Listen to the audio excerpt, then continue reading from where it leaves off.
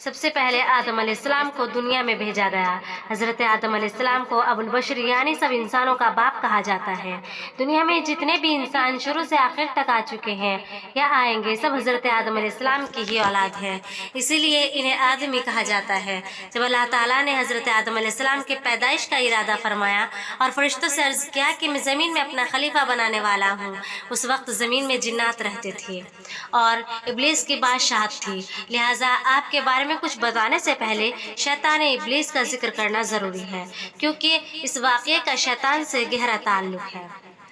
ابلیس لعین، اللہ تعالیٰ نے اس مخلوق کو بہت خوبصورت بنایا تھا اور شرافت و بزرگی سے بھی نوازا تھا، زمین اور دنیا کے آسمان کی بادشاہت دی تھی، اس کے علاوہ اسے جنت کی پہرے داری کے انعام سے بھی نوازا تھا، لیکن اس نے اللہ کے سامنے گھمنڈ کیا اور خدائی کا دعویٰ کر بیٹھا، جس کی وجہ سے اللہ تعالیٰ نے اسے اپنی بارگاہ سے نکال دیا اور اسے شیطان میں بدل دیا، اس کی شکل بگاڑ دی اور سارے رتبے جو اللہ تعالیٰ نے اسے عطا کیے تھے چھین لیے، اس پر اپنی لعنت فرمائی، اس کو اپنے آسمانوں سے نکال دیا اور آخرت میں اس کو اور اس کی پیروی کرنے والوں کا ٹھکانہ جہنم قرار دیا۔ شیطان ابلیس کون تھا؟ ابلیس فرشتوں کا سردار تھا اور جنت کے باغوں کی دیکھ بھال کرتا تھا، اس کو دنیا اور آسمان دونوں کی بادشاہت ملی ہوئی تھی۔ ابن جریر رحمۃ اللہ علیہ سے روایت ہے، ابن عباس رضی اللہ تعالیٰ عنہ کے حوالے سے فرشتوں کا ایک قبیلہ جنات سے تعلق رکھتا تھا، ابلیس انہی میں سے تھا۔ اس قبیلے کے فرشتوں کو آگ کی گرم لو سے پیدا کیا گیا تھا، یہ لو شعلے کی طرح نظر نہیں آتی لیکن صرف محسوس کی جا سکتی ہے اور ساری گرمی اسی میں ہوتی ہے۔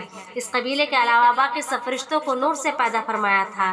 ابلیس کا نام حارث تھا، دوسری روایت میں عزازیل بھی آیا ہے اور یہ جنت کے پہرے داروں میں سے تھا۔ ابن عباس رضی اللہ تعالیٰ عنہ کی روایت، ابلیس کا گھمنڈ، اللہ تعالیٰ قرآن پاک میں فرماتا ہے کہ اور ان میں جو کہے کہ میں اللہ کے سوا معبود ہوں تو اسے ہم جہنم کی جزا دیں گے، ہم ایسی ہی سزا دیتے ہیں ستمگروں کو۔ سورہ الانبیاء آیت نمبر 29۔ اس آیت کی تفسیر میں ابن جریر رحمۃ اللہ علیہ لکھتے ہیں کہ فرشتوں میں سب سے پہلے جس نے یہ بات کہی کہ اللہ کے بجائے میں معبود ہوں، وہ ابلیس لعین ہے۔ حضرت قتادہ رحمۃ اللہ علیہ فرماتے ہیں، یہ آیت اللہ کے دشمن ابلیس کے بارے میں اتری، اللہ نے اس پر لعنت فرمائی اور اسے اپنی رحمت سے نکال دیا اور فرمایا ہم اسے دوزخ کی جزا دیں گے اور ظالموں کو ہم اسی طرح کا بدلہ دیا کرتے ہیں۔ اللہ تعالیٰ قرآن پاک میں ایک جگہ اور ارشاد فرماتا ہے، اور یاد کرو جب ہم نے فرشتوں کو حکم دیا کہ آدم کو سجدہ کرو تو سب نے سجدہ کیا سوائے ابلیس کے، منکر ہوا، غرور کیا اور کافر ہو گیا۔ سورہ البقرہ آیت نمبر 34۔ ابلیس کو ایسا گھمنڈ کیوں ہوا کہ اس نے نہ صرف اللہ کا حکم ماننے سے انکار کیا بلکہ خدائی کا بھی دعویٰ کر بیٹھا؟ اس کے بارے میں علماء کے بہت سے قول ہیں۔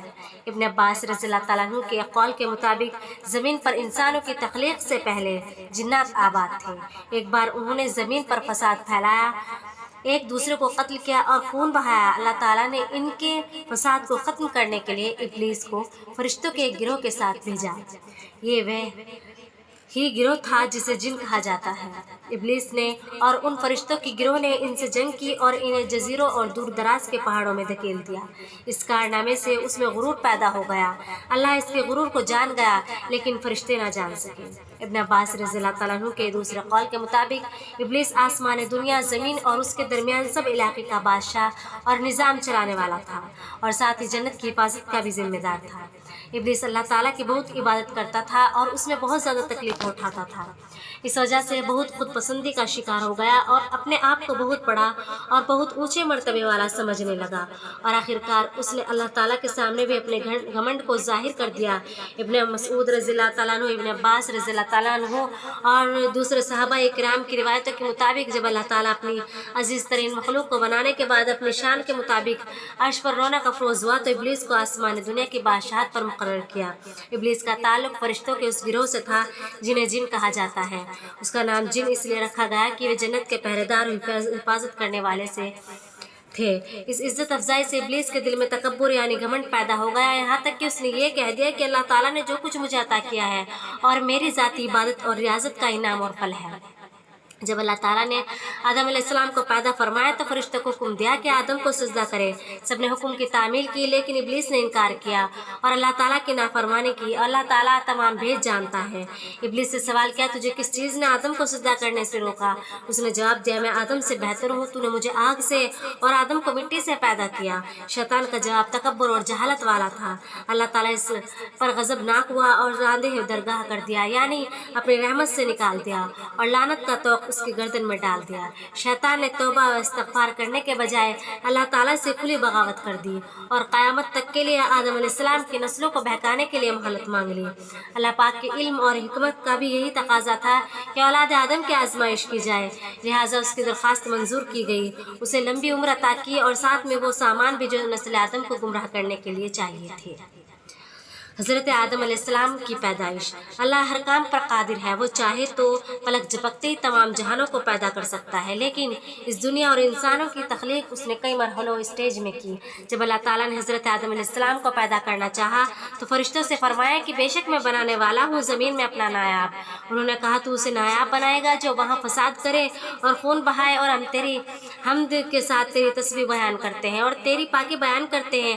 फरमाया, बेशक मैं जानता हूँ जो तुम नहीं जानते। सूरह बकरा आयत नंबर 29-30। हज़रत इब्न अब्बास रज़ियल्लाहु ताला अन्हु इस आयत की तफसीर बयान करते हुए फरमाते हैं कि फरिश्तों ने ऐसा इसलिए कहा कि सबसे पहले ज़मीन पर रहने वाले जिन्हों ने फसाद बर्पा किया, खून बहाया और अल्लाह की नाफरमानी की, लिहाजा अब जो खलीफा बनेगा वो भी वैसा ही करेगा। अल्लाह ताला ने फरमाया कि बेशक तुम नहीं जानते जो मैं जानता हूँ। ये बात याद रखनी चाहिए कि फरिश्तों का ये कहना एतराज़ के तौर पर नहीं था और न ही आदम अलैहिस्सलाम और उनकी औलाद को हसद के तौर पर, क्योंकि कुरान मजीद के मुताबिक फरिश्ते ये बात नहीं कहते जिसको कहने या पूछने की उन्हें इजाज़त ना हो। लिहाजा जब अल्लाह ताला ने आदम अलैहिस्सलाम को बनाना चाहा तो फरमाया कि सारी ज़मीन से मिट्टी लाई जाए और आदम अलैहिस्सलाम के लिए लहसदार चिपकने वाली मिट्टी आसमान की तरफ बुलंद की गई। पहले मिट्टी गारे की शक्ल में थी, फिर इससे खमीर उठ गया। लिहाजा इस लहसदार और चिपकने वाली मिट्टी से अल्लाह ताला ने आदम अलैहिस्सलाम का पुतला अपने दस्ते कुदरत से बनाया। आदम अलैहिस्सलाम को किस मिट्टी से बनाया गया? अब मूसा अशअरी रज़ियल्लाहु ताला अन्हु से रिवायत है कि रसूलुल्लाह सल्लल्लाहु अलैहि वसल्लम ने फरमाया कि अल्लाह ताला ने आदम अलैहिस्सलाम को एक मुट्ठी मिट्टी से पैदा फरमाया जिसको तमाम ज़मीन से लिया गया। इस तरह कई जगह की मिट्टी इस्तेमाल होने की वजह से इंसान अलग अलग रंग के होते हैं, अलग अलग आदतों के होते हैं। इब्न अब्बास रज़ियल्लाहु ताला अन्हु से रिवायत है कि इंसान को 3 तरह की मिट्टी से पैदा किया गया, सिलसाल, हमा, तीन लाजिब। तीन लाजिब से मुराद बेहतरीन और उम्दा मिट्टी है। हमा से मुराद कीचड़ और सिलसाल से मुराद ऐसी मिट्टी जिसे कूट कर बारीक किया गया हो, यानी ऐसी खुश्क जो खनखनाती हो।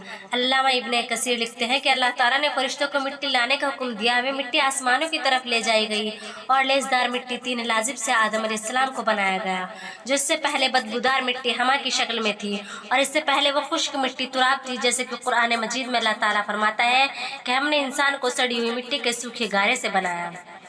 गर्ज यह है कि अल्लाह ने आदम अलैहिस्सलाम को अपने दस्ते कुदरत से बनाया। पहले मिट्टी को गारे में तब्दील किया, फिर इसको मिलाकर गूंदा गया, फिर आदम अलैहिस्सलाम का पुतला बनाया गया और इसके 40 दिन तक इसी तरह रहने दिया। फरिश्ते इसे देखने के लिए आते थे। इब्लीस भी अपने पैर से इस पुतले को ठोकर मारता और कहता कि मैं तुझ पर गालिब आ गया तो तुझे हलाक कर दूंगा। अगर तू मेरा हाकिम बन गया तो मैं तेरी नाफरमानी करूंगा। जिस्म में रूह का दाखिल होना। अल्लाह ताला ने आदम अलैहिस्सलाम को पुतला बनाया गया और इसको 40 दिन तक इसी तरह रहने दिया। जब ये मिट्टी बिना पकाए मजबूत हो गई और सूख कर ठीकरे की तरह आवाज़ करने लगी और जब ये पुतला पक्का होगा तो अल्लाह ताला ने इसमें रूह फूंकने का इरादा फरमाया। पुतले को फरिश्तों के सामने पेश करके फरमाया कि जब मैं इसमें रूह फूंक दूँ तो तुम उसके सामने सजदे में गिर जाना। इब्न मसूद रज़ियल्लाहु ताला अन्हु, इब्न अब्बास रज़ियल्लाहु ताला अन्हु और उस दूसरे सहाबाए किराम की रिवायतों के मुताबिक अल्लाह ताला ने जब आदम अलैहिस्सलाम के पुतले में रूह फूंकना चाही तो फरिश्तों से फरमाया कि जब मैं इसमें रूह फूंक दूँ तो तुम उसके सामने सजदे में गिर जाना। फिर जब अल्लाह ताला ने आदम अलैहिस्सलाम के जिस्म में रूह फूंकी तो वो जिस सिर की तरफ से जिस्म में दाखिल हुई जिसकी वजह से आदम अलैहिस्सलाम को छींक आ गई, जिस पर फरिश्तों ने कहा अल्हम्दुलिल्लाह, यानी तमाम तारीफ अल्लाह के लिए है। अल्हम्दुलिल्लाह कहने पर अल्लाह ने कहा रहीमुका रब्बुका, यानी तुम्हारा रब तुम पर रहम करे। जब रूह आंखों में दाखिल हुई तो आदम अलैहिस्सलाम ने जन्नत के फल और मेवों को देखा। पेट में पहुंची तो खाने की ख्वाहिश पैदा हुई और आदम अलैहिस्सलाम पैर और टांगों में रूह पहुंचने से पहले ही उन फलों और मेवों की तरफ कूद पड़े। कुरान पाक में इसी जल्दबाजी की तरफ इशारा करते हुए अल्लाह ताला ने फरमाया कि बेशक इंसान जल्दबाज है। इब्न अब्बास रज़ियल्लाहु ताला अन्हु से रिवायत है कि अल्लाह ताला ने सबसे पहले आदम अलैहिस्सलाम के जिस्म में रूह फूंकी तो वे सिर की तरफ से जिस्म में दाखिल हुई और जिस्म के जिस हिस्से में पहुंचती वे गोश्त और खून में तब्दील हो जाता। जब रूह नाफ की जगह पहुंची तो आदम अलैहिस्सलाम ने अपने जिस्म को देखा तो वह बहुत खूबसूरत मालूम हुआ। आदम अलैहिस्सलाम ने उठना चाहा तो उठ ना सके। अल्लाह ताला ने फरमाया कि बेशक इंसान जल्दबाज है। आगे फरमाया आदम से मारे खुशी के सब्र ना हो सका। फिर जब तमाम जिस्म में रूह फैल गई तो आदम अलैहिस्सलाम को छींक आई और उन्होंने अल्हम्दुलिल्लाह तमाम तारीफ अल्लाह के लिए है कहा। यह अल्लाह की तरफ से इल्हाम की वजह से था। अल्लाह ने फरमाया आदम अल्लाह तुझ पर रहम करे। फिर अल्लाह ताला ने आदम अलैहिस्सलाम को इल्म अता किया और तमाम चीज़ों के नाम सिखाए। कुरान पाक में है कि और अल्लाह ताला ने आदम अलैहिस्सलाम को तमाम नाम सिखाए। सूरह अल-बकरा आयत नंबर 31। हज़रत इब्न अब्बास रज़ियल्लाहु ताला अन्हु इसकी तफसीर बयान करते हुए फरमाते हैं कि अल्लाह ने आदम अलैहिस्सलाम को हर चीज़ का नाम सिखाया, यहाँ तक कि जिस्म से हवा खारिज होने की आवाज़ का नाम तक सिखाया। तमाम छोटी और बड़ी चीज़ों के नाम, ज़ाती और सिफाती दोनों तरह के नाम सिखाए और तमाम कामों के नाम, जिसे इब्न अब्बास का कौल है कि गूंज का नाम भी सिखाया। अल्लाह ताला ने आदम को तमाम नाम सिखाकर फरिश्तों के सामने पेश किया और फरमाया अगर तुम सच्चे हो तो इन चीज़ों के नाम बताए। फरिश्ते ने कहा अल्लाह तेरी ज़ात पाक है, हमें तो सिर्फ इतना ही इल्म है जितना तूने हमें सिखाया। पूरे इल्म व हिकमत वाला तू ही है। अल्लाह ने आदम अलैहिस्सलाम से फरमाया तुम इनके नाम बता दो। जब इन्होंने बता दिए तो फरमाया क्या मैंने तुम्हें पहले नहीं कहा था कि ज़मीन आसमान का गैब मैं ही जानता हूँ और मेरे इल्म में जो तुम जाहिर करते हो और छिपाते हो। यहाँ इस बात का बयान हो रहा है कि अल्लाह ताला ने एक ख़ास इल्म के ज़रिए आदम अलैहिस्सलाम को फरिश्तों पर फजीलत दी। यह वाक़या फरिश्तों के सजदा करने के बाद का है। अल्लाह ताला ने फिर इन चीज़ों को फरिश्तों के सामने पेश किया और फरमाया अगर तुम अपने कौल में सच्चे हो तो इन चीज़ों के नाम बताओ। फरिश्तों ने सुनते ही अल्लाह ताला की बड़ाई, पाकीज़गी और अपने इल्म की कमी बयान की और कहा कि हमें तो एक खुदावंद इतना ही इल्म है जितना तूने हमें दिया। तमाम चीज़ों को जानने वाला तो परवरदिगार तू ही है। फिर अल्लाह ताला आदम अलैहिस्सलाम की तरफ मुतवज्जा हुआ और फरमाया इन चीज़ों के नाम बता दो। आपने तमाम चीज़ों के नाम सही सही बता दिए। इस तरह आदम अलैहिस्सलाम की बरतरी फरिश्तों पर जाहिर हो गई। तो अल्लाह ताला ने फरमाया देखो मैंने तुमसे पहले ही कहा था कि हर खुले और छिपे का जानने वाला मैं ही हूँ। मतलब यह है कि इब्लीस के दिल में छिपे तकब्बुर और गुरूर को मैं ही जानता हूँ। और फरिश्तों ने जान लिया कि आदम अलैहिस्सलाम को इल्म व फजल के ज़रिए हम पर फजीलत और बरतरी दी गई। हज़रत हव्वा अलैहिस्सलाम की पैदाइश। जब फरिश्तों के सामने इब्लीस का घमंड जाहिर हो गया और उसने घमंड और सरकशी पर कमर बांध ली तो अल्लाह ताला ने उस पर लानत फरमाई। आसमान और ज़मीन की हुकूमत उससे छीन ली और जन्नत की पहरेदारी से भी हटा दिया और फरमाया तू मरदूद है, जन्नत से निकल जा, अब क़यामत तक के लिए तुझ पर लानत है। इसके बाद अल्लाह ने हज़रत आदम अलैहिस्सलाम को जन्नत में रहने का हुक्म फरमाया और उन पर ऊँग डाल दी, यानी उन पर नींद तारी हो गई। फिर इनकी बाएं पसली में से एक पसली लेकर हव्वा अलैहिस्सलाम को पैदा फरमाया। आदम अलैहिस्सलाम जब सोकर उठे तो अपने सिरहाने एक औरत को खड़ा देखा। उन्होंने पूछा तुम कौन हो? कहा एक औरत। फिर पूछा किस लिए पैदा की गई हो? वो कहने लगी ताकि तुम मुझसे सुकून हासिल कर सको। जब फरिश्तों को खबर हुई तो वो इस औरत को देखने आए और कहा ए आदम इसका नाम क्या है? आदम अलैहिस्सलाम ने जवाब दिया हव्वा। इन्होंने फिर पूछा ये नाम क्यों रखा? कहा इसलिए कि ये हई यानी जिंदा इंसान से पैदा की गई। इसके बाद अल्लाह ताला ने फरमाया तुम और तुम्हारी बीवी जन्नत में रहो और जहाँ से चाहो खूब दिल खोल कर खाओ, लेकिन इस दरख्त के पास मत जाना कि हद से बढ़ने वालों में हो जाओगे। अल्लाह ताला ने हज़रत आदम अलैहिस्सलाम और हव्वा अलैहिस्सलाम को जन्नत में ठिकाना अता फरमाया और उन्हें हर तरह की आज़ादी अता फरमाई सिवाय एक दरख्त के पास जाने के। उन्होंने अल्लाह के हुक्म के मुताबिक उस दरख्त के पास जाने से खुद को रोके रखा। फिर इनके दिल में शैतान ने वसवसा डाला और आखिरकार दोनों में से वो खता हो गई जिससे अल्लाह ताला ने उन्हें मना फरमाया था। कुरान पाक में अल्लाह ताला ने इरशाद फरमाया तो शैतान ने इन्हें इस दरख्त के ज़रिए फुसलाया और जहाँ वो रहते थे वहाँ से उन्हें अलग कर दिया और हमने फरमाया तुम सब नीचे उतरो। सूरह अल-बकरा आयत नंबर 36 से 37। अभी फलखाना ही शुरू किया था कि जन्नती लिबास उतर गया और वे दोनों पत्तों से अपना सदर ढांपने और शर्मिंदा होकर इधर उधर भागने लगे। अल्लाह ताला ने फरमाया ए आदम क्या मुझसे भागते हो? अर्ज़ क्या नहीं ए मेरे रब, बल्कि तुझसे हया करता हूँ। अल्लाह का अताब नाजिल हुआ कि आदम मैंने तुमसे उस दरख्त के पास जाने से मना नहीं किया था? क्या मैंने तुम्हें खबरदार नहीं किया था कि शैतान तुम्हारा खुला दुश्मन है? हज़रत आदम अलैहिस्सलाम फ़ौरन अपनी गलती का एहसास करते हुए सजदे में गिर गए और नदामत से अर्ज़ करने लगे ए परवरदिगार, हमने अपनी जानों पर जुल्म किया और अगर आपने अपने फजल व करम से हमें माफ़ ना फरमाया और हम पर रहम ना फरमाया तो हम खसारा और नुकसान उठाने वाले हो जाएंगे। सूरह अल-अराफ आयत नंबर 23। अल्लाह ताला जो सबके दिलों के हाल जानता है, हज़रत आदम अलैहिस्सलाम के दिल की कैफियत को भी अच्छी तरह जानता था, उसने आपको माफ़ फरमा दिया, लेकिन अल्लाह को आइंदा के लिए दुनिया को आबाद करना था और नस्ल इंसानी को बढ़ाना था। इसलिए अल्लाह ताला ने हज़रत आदम अलैहिस्सलाम और हव्वा अलैहिस्सलाम को हुक्म दिया कि तुम ज़मीन पर उतर जाओ और वहीं पर रहो, और ये बात हमेशा याद रखो कि शैतान तुम्हारा खुला दुश्मन है। प्लीज़ वीडियो को लाइक और सब्सक्राइब ज़रूर कर देना और सबके लिए इसे शेयर ज़रूर कर देना।